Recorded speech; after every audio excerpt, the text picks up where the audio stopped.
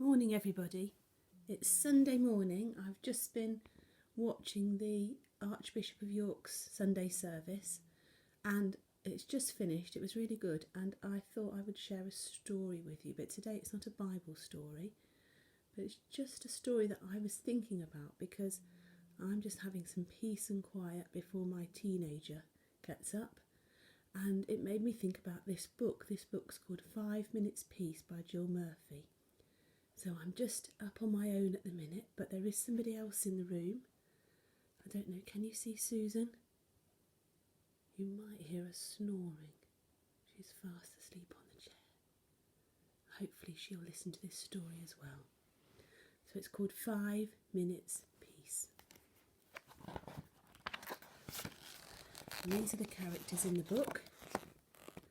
We've got the 3 children. And then we've got Mrs. Large.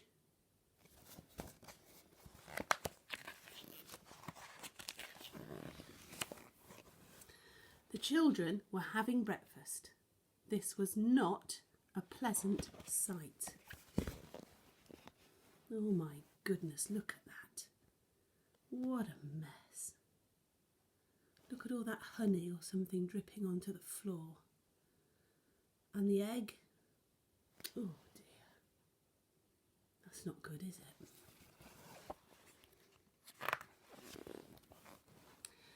Mrs. Large took a tray from the cupboard. She set it with a teapot, a milk jug, her favourite cup and a saucer, a plate of marmalade toast and a leftover cake from yesterday. She stuffed the morning paper into her pocket and sneaked off towards the door. This is her tray, look. She's just trying to get to the door, look. Just about to load it all up.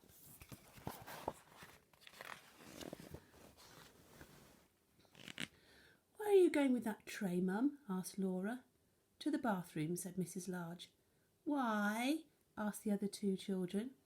Because I want 5 minutes peace from you lot, said Mrs. Large. That's why. Off she goes, look.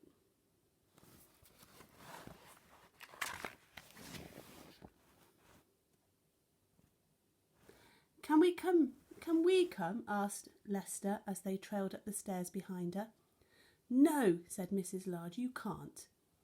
What shall we do then? Asked Laura. You can play, said Mrs. Large, downstairs by yourselves, and keep an eye on the baby. I'm not a baby, muttered the little one.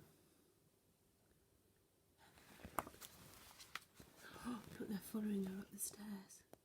Oh dear. Oh, she doesn't look very happy, does she? Look at her face. Oh, she's very grumpy. She needs to be careful with that hot pot of tea, doesn't she? She doesn't want to be spilling that on the stairs. Mrs. Large ran a deep, hot bath. She emptied half a bottle of bath foam into the water, plonked on her bath hat and got in. She poured herself a cup of tea and lay back with her eyes closed. It was heaven. Here she is, look. Ooh, that does look good. Not sure about the food being on the toilet, but ho-hum.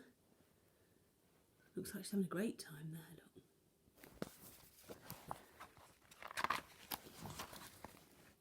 Can I play you my tune? Asked Lester.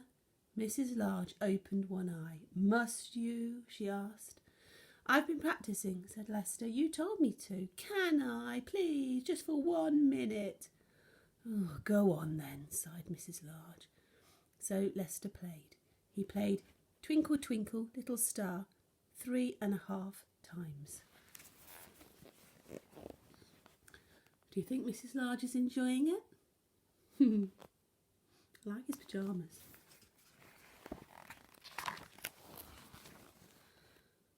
In came Laura. Can I read you a page from my reading book? She asked. No, Laura, said Mrs. Large. Go on, all of you, off downstairs. You let Lester play his tune, said Laura. I heard. You like him better than me. It's not fair. Oh, don't be silly, Laura, said Mrs. Large. Go on then, just 1 page. So Laura read. she read 4.5 pages of Little Red Riding Hood. There we are, look. We've read that at school, haven't we? Wonder how that version ends. Oh, look who comes now. Goodness. In came the little one with a trunk full of toys. For you, he beamed, flinging them all into the bath water. Thank you, dear, said Mrs. Large weakly. Oh, my goodness, look at that. Dearie me.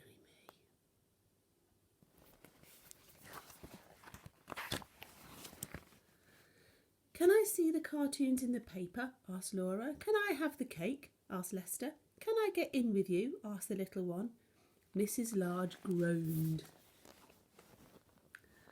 Oh my word, they're taking over the bathroom, look.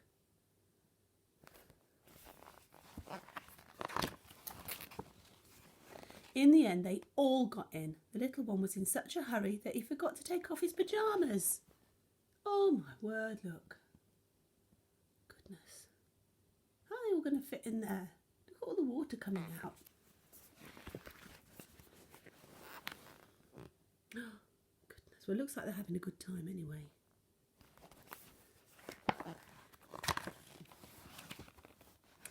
Mrs. Large got out. She dried herself, put on her dressing gown and headed for the door. Where are you going now, Mum? Asked Laura. To the kitchen, said Mrs. Large. Why? Asked Lester. Because I want 5 minutes' peace from you lot, said Mrs. Large. That's why. Oh, she looks cross, doesn't she? Look at her rollers in her hair. My friend has rollers in her hair like that.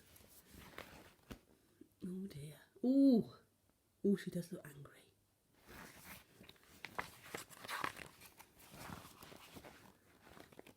And off she went downstairs, where she had 3 minutes and 45 seconds of peace before they all came to join her. But she did get some peace, didn't she? Look. And I think that is the end of the story. Here they are, look, all coming downstairs. And here's the little one. Now, at the moment, when we're all at home, it is difficult for adults to get a bit of peace, and some adults, and especially some children, really need some time alone, what I like to call me time.